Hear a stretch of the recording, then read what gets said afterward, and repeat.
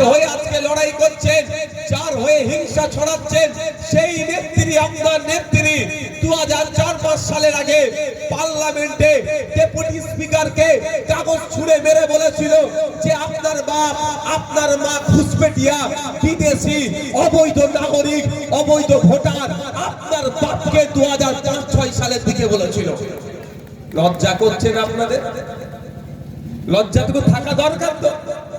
এই মমতা ব্যানার্জির জন্য এরা যারা হিংসা করছে, এই মমতা ব্যানার্জি ওনার আব্বাকে, আম্মাকে, এটা তো রেকর্ড হচ্ছে তো ভাই।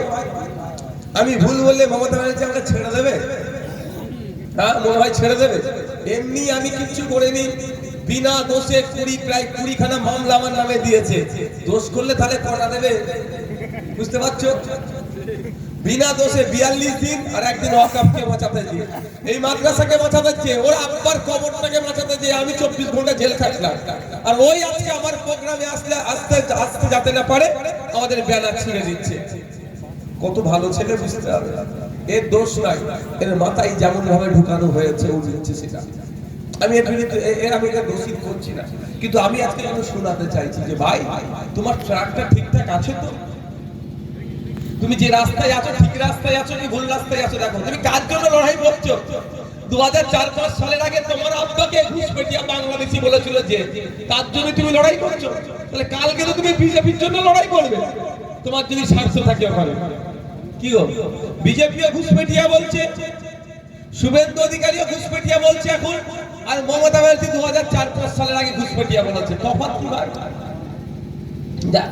আমি আবারও বলছি, যারা আজকে আমাদের প্রোগ্রামকে ভুলণ্ডিত করার চেষ্টা করেছেন, একটু শুনিয়ে দিতে চাই।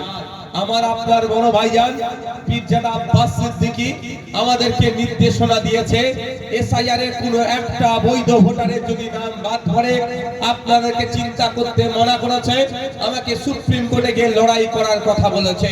তাই আপনাদের বলবো, এসআইআর নিয়ে আপনারা অহেতুক হয়রানি হবেন না, চিন্তিত হবেন না। কাগজ আছে, কাগজ প্রয়োজনে আমরা জমা করব।